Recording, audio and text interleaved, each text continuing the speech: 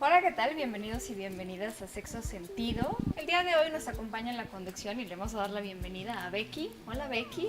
Hola Paulina, muchas gracias. Es para mí un gusto estar con todos ustedes y sobre todo el día de hoy que vamos a hablar de un tema muy interesante. Es un tema que tiene todavía muchos tabús y muchos mitos, que es cómo vive la mujer su sexualidad.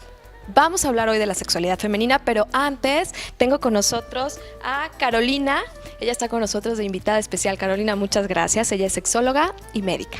Muchísimas gracias por la invitación. Para mí es un placer estar acá. Y bueno, pues vamos a iniciar con este tema tan interesante el día de hoy, que es la sexualidad femenina.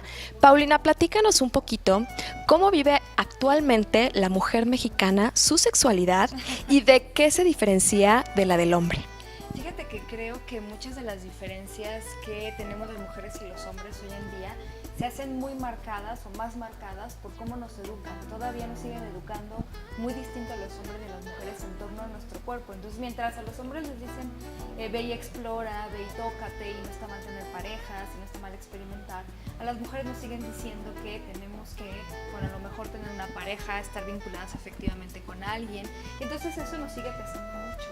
Yo te podría decir que hoy en día las mujeres en México estamos con muchas ganas de tener información, tenemos muchos lugares donde podemos tener acceso a la información y sin embargo todavía tenemos esa pequeña vocecita que nos molesta a veces, y lo digo porque de repente muchas mujeres llegan a terapia con situaciones de culpa, de incomodidad ante su propio cuerpo y su propia sexualidad, justo por todas estas cosas que nos han enseñado. Entonces tenemos como un pie en el querer progresar y querer saber más, y un pie todavía en las cosas que nos han enseñado, en todos estos mitos de los que hablaba. No sabemos qué es verdad, qué es mentira, y qué cosas podemos cambiar, qué cosas están en nuestras manos cambiar y qué cosas no. Entonces falta todavía información y el trabajo con nuestras propias actitudes ante la sexualidad.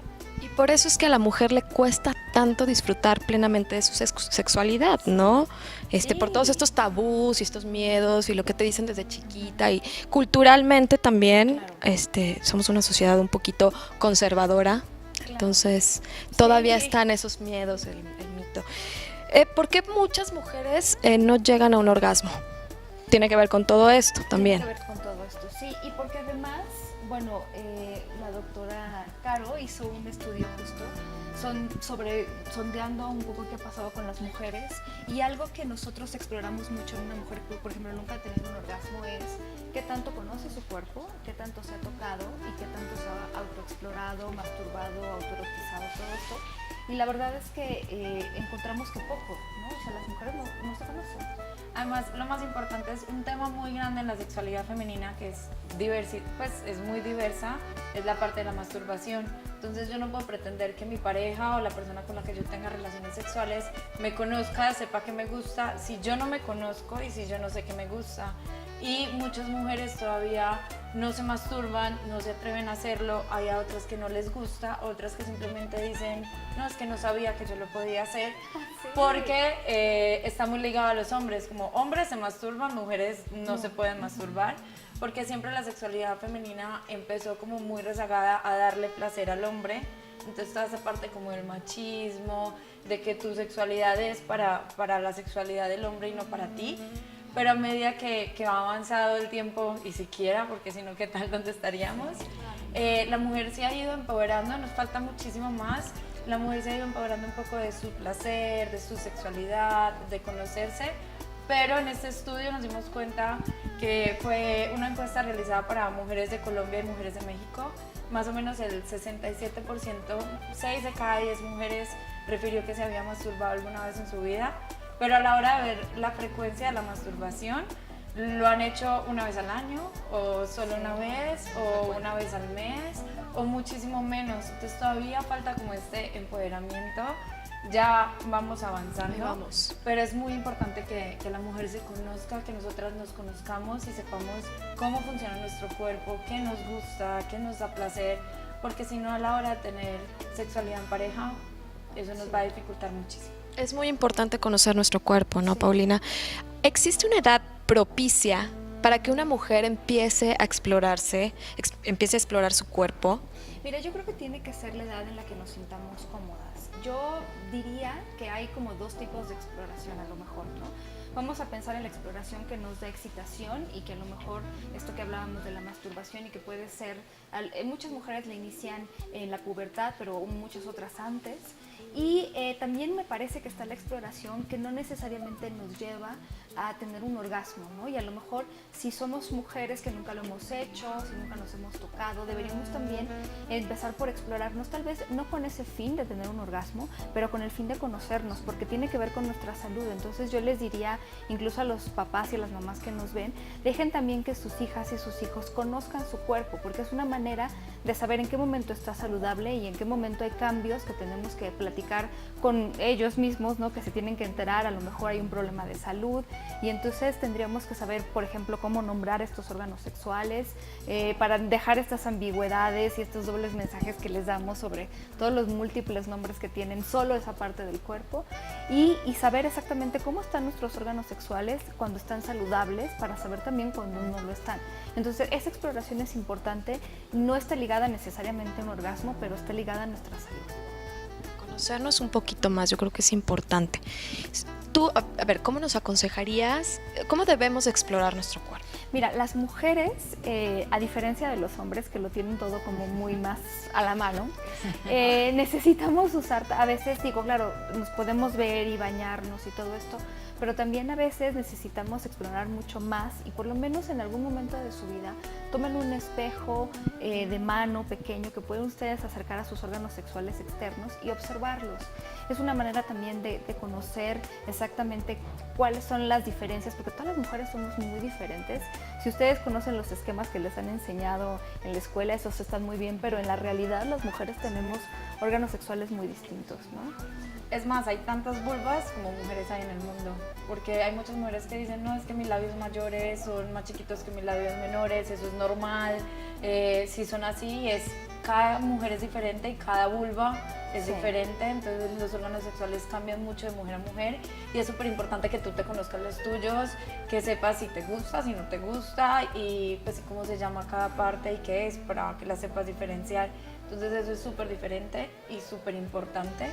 Y lo otro que mencionabas ahora, también hay un tema en la mujer que es desde chiquitas, desde la pubertad, y es esta parte, por ejemplo, de la menstruación, que hace parte también de la sexualidad femenina, porque desde el principio te dicen, ay, ya te bajó, o no sé acá como le dicen en México, ya te bajó, y entonces, no, ya puedes ser mamá, y te meten un montón de miedos, ya te tienes que cuidar de los hombres, y no te explican realmente, y tú no sabes realmente qué es lo que está pasando, cómo funciona el ciclo menstrual en tu cuerpo, o cómo nacen los niños, porque luego están pensando que con un beso ya te embarazas, y entonces después de la menstruación tu sexualidad se vuelve como tu peor enemigo. Exacto, entonces ahí te meten más miedos, y lo que decíamos al principio, la parte de la educación que recibimos desde pequeñas va a influir demasiado en nuestra sexualidad en la adultez, en cómo la vivamos, en cómo la percibimos, porque entonces nos enseñan como todos estos miedos de, ay no, ya me bajó, entonces me tengo que alejar de los hombres. Y es todo lo contrario, es aprender a cuidar su cuerpo. Y muchas veces hay muchas mujeres que dicen, ay, es que ya me bajo, qué pereza, me tengo que esconder la toalla higiénica, no la puedo mostrar, como si eso fuera algo malo, y es simplemente el funcionamiento normal del cuerpo. Sí. La pena, por ejemplo, de ir al supermercado y comprar una toalla sanitaria y un Y hay mujeres que terminando la pubertad entran en la adultez, y eso sigue siendo un tema tabú. Estamos platicando sobre sexualidad femenina, un tema muy interesante para todas las mujeres y también para los hombres, ¿no? Ay, sí. Yo creo que es muy importante también que los Qué bueno hombres que lo dices. se enteren de todo este tipo de cuestiones que estamos platicando, y no solo las mujeres. ¿Qué opinas, Paulina? Sí, además yo siento que muchos hombres a mí me escriben con sus dudas, que por cierto, si tienen alguna duda también háganosla saber, pero también con dudas sobre sexualidad femenina, y está súper bien que les interese, porque no es como tu sexualidad tú la manejas y la mía yo la manejo. Claro que es de cada quien, pero también si se comparte en pareja, pues tiene que ser también algo que ambas partes nos haga sentir bien. O sea, esto es ganar-ganar. Claro, lo puedes disfrutar más, hay más placer, si nos conocemos más, por supuesto. Sí, hay muchos hombres que me dicen, ¿y por qué a las mujeres les da pena, por ejemplo, mostrar su cuerpo desnudas?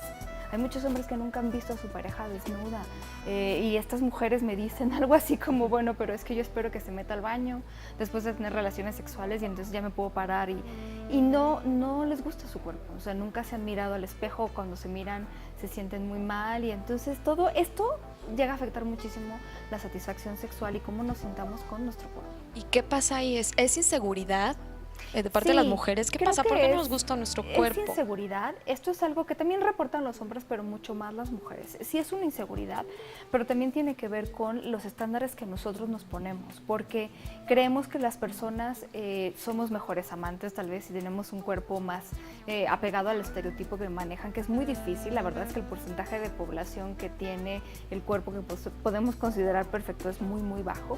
Y entonces nosotros nos limitamos y nos censuramos en esta vivencia de la sexualidad. O sea, creo que aquí tendría que ver más con la aceptación de nuestro cuerpo como es y con todas las cosas maravillosas que nos da. Por ejemplo, los orgasmos, bueno, pues hay que apapachar a nuestro cuerpo que es capaz de darnos esto maravilloso.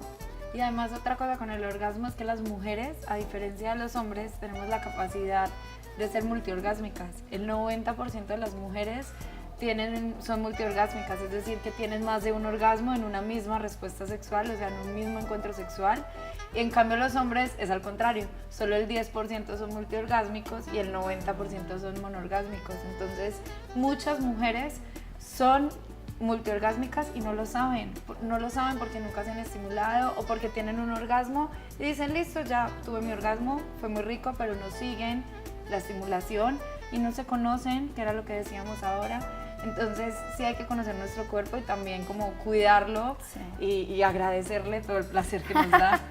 Sí, no es extraño que, por ejemplo, las mujeres, no todas pues, pero estamos hablando de investigaciones en general, en la población en general, muchas hablan de sentirse mucho más en contacto con su sexualidad y su cuerpo conforme va pasando el tiempo. Dejan atrás las inseguridades y entonces se sienten más empoderadas, pero no tendríamos por qué dejar pasar el tiempo, ¿no? Es decir, a cualquier edad nos podemos sentir bien con cómo estamos. Y eso es, yo diría que es el gran afrodisíaco, porque las investigaciones nos dicen que las personas recuerdan más las relaciones sexuales, no con cuerpos perfectos y ¿no? O sea, en realidad es, yo me siento mejor con alguien que se siente bien consigo misma, me siento bien con alguien con quien yo disfruto mi sexualidad y veo que la persona la está disfrutando. Cuando tenemos una pareja que todo el tiempo está insegura o inseguro de su cuerpo, la verdad es que no nos las vamos a pasar tan bien. No lo vamos a recordar como lo mejor. Claro, claro. Entonces, no esperen a tener el cuerpo perfecto. Decía una amiga, hay que hacer el amor como si tuviéramos 5 kilos menos, o 10, o los que quieran, ¿no? O si tuviéramos 5 más y lo que necesitan es subirlos. La verdad es que no esperen a que llegue ese momento para sentirse bien, porque además yo no creo que exista el cuerpo perfecto, o sea, todos los cuerpos en ese caso son perfectos y siempre vamos a querer mejorar algo y eso no puede ser el obstáculo para vivir una vida sexual satisfactoria. Exactamente. Paulina, platiquemos un poquito acerca de los mitos alrededor de la sexualidad femenina. ¿Qué mitos existen que deberíamos de desaparecer? Ay, Así, por fin, sí. desechar. Creo que tiene que ver con esta parte de que las mujeres no podemos sentir placer, no nos debemos o podemos tocar.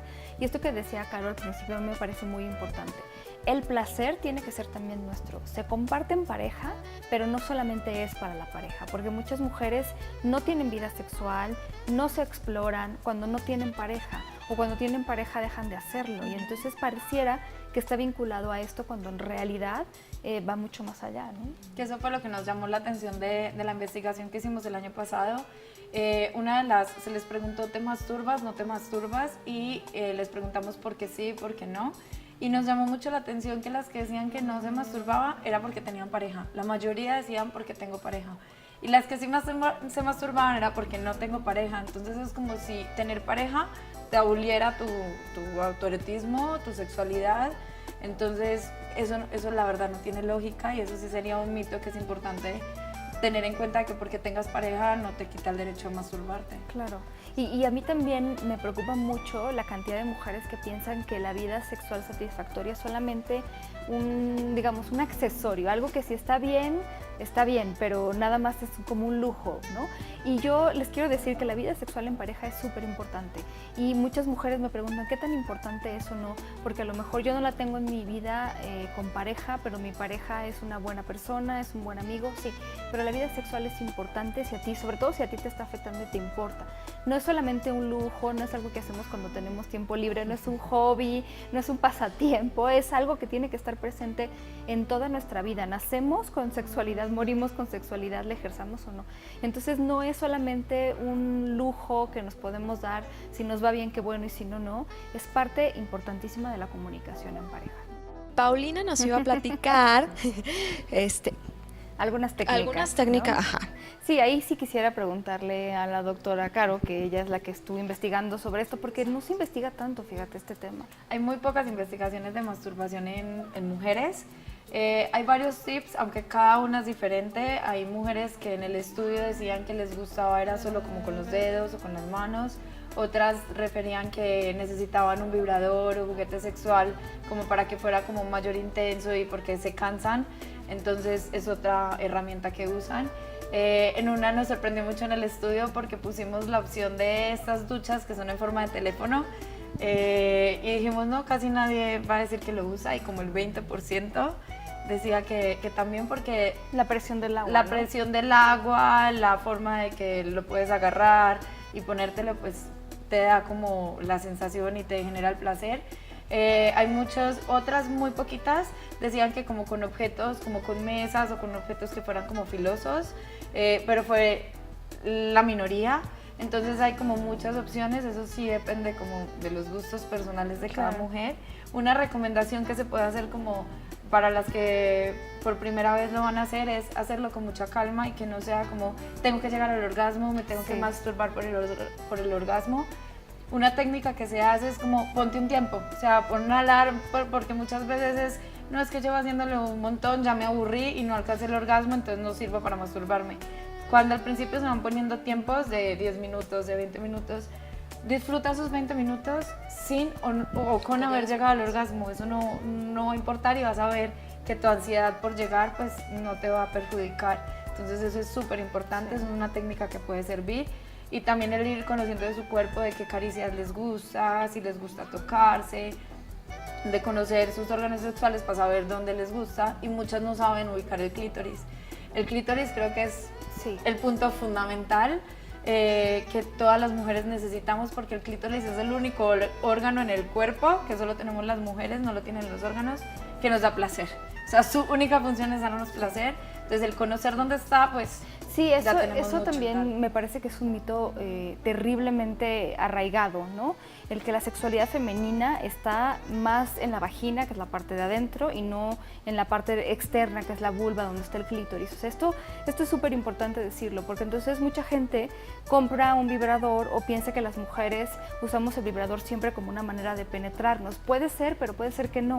Hay muchos vibradores en el mercado en muchas formas diferentes, porque además muchas mujeres los usan en la parte externa, que es, como ya decía la doctora, la zona donde hay más inervación, es una zona muy dedicada al placer, es donde las mujeres, todas las mujeres necesitan una estimulación directa o indirecta del clítoris para poder excitarse o tener un orgasmo. Entonces busquen esta zona y dejémonos un poco ya de las cuestiones de las películas, porque luego a mí me preguntan, oye, pero es que en las películas hay penetración y luego hay un orgasmo. Bueno, pero es una película, estamos hablando de no de la realidad, sino de la ficción. Entonces en la vida real las mujeres reportan mucho más placer cuando hay mayor estimulación dentro, fuera, pero sobre todo en la zona del clítoris, ¿no? Platicábamos en el corte un tema muy interesante que estábamos platicando entre nosotras y que claro que lo tenemos que comentar, que es la eyaculación femenina. Yo creo que es un tema muy importante. Yo creo que también hay muchas mujeres o hombres incluso que piensan que esto no sucede y no existe. Claro. Platíquenos ustedes que saben más de este tema. Pues sobre sí, esto. Sí existe, a pesar de que muchos digan que no, pero sí existe. No se da o no se presentan todas las mujeres, en algunas sí, en algunas no. Depende mucho, que era lo que platicábamos ahora en el corte, depende mucho de la anatomía, de cómo están los órganos sexuales internos de cada mujer. Entonces todo eso va a depender. Hay muy poquitos estudios científicos y válidos al respecto, pero lo que se sabe es que sí existe, que más o menos pasa, en el estudio que lo hicimos, eran como el 45-47% de las mujeres reportaban que habían eyaculado. Y con este tema es muy importante saber la diferencia entre eyaculación y lubricación, porque muchas dicen, ¿cómo sé que lubriqué y no que eyaculé? La lubricación es muy diferente, se da en todas. Muchas veces nos damos cuenta si estamos como mojadas o húmedas, pero la lubricación como más real se da más adentro, entonces no somos como conscientes de eso. Y la eyaculación, también conocida como el squirting, o el squirt es como más a chorro y tú te das cuenta y es como unas ganas de orinar, pero no es orina, o sea, sí tiene contenidos de orina, pero tiene otros enzimas y otras cosas médicas, pero tú te das cuenta porque es como la sensación de ganas de orinar y es más abundante, la cantidad varía dependiendo de cada mujer, pero sí, no es un mito, es una realidad. ¿Hay Sí. alguna forma de estimulación para que puedas llegar a tener una La eyaculación más más fácil? importante era la que mencionaba Paulina ahora, que es la del clítoris. Sobre todo para la parte de la eyaculación, la directa, o sea, directamente en el clítoris. Hay unas mujeres que refieren que llegan con facilidad a la eyaculación cuando usan vibradores porque les da como más sostenimiento, más fuerza, pues vibran más que haciéndose con los dedos. Y la otra es la parte de la estimulación indirecta, que es indirecta al clítoris, que es por la vagina, y eso también es conocido como el punto G. Entonces, estimulando el punto G, muchas llegan también a la eyaculación. El chiste es que se la pasen bien, oigan, porque Exacto. también yo les podría decir, pueden tener un orgasmo muchos, eyacular, no eyacular, pero la idea es que se la estén pasando bien. No hay un número de relaciones sexuales, de orgasmos, de veces que eyaculamos en que podamos decir es universalmente bueno o universalmente malo. Es algo que ustedes tienen que ir descubriendo, pero justamente no callen esta insatisfacción cuando la sientan, ¿no?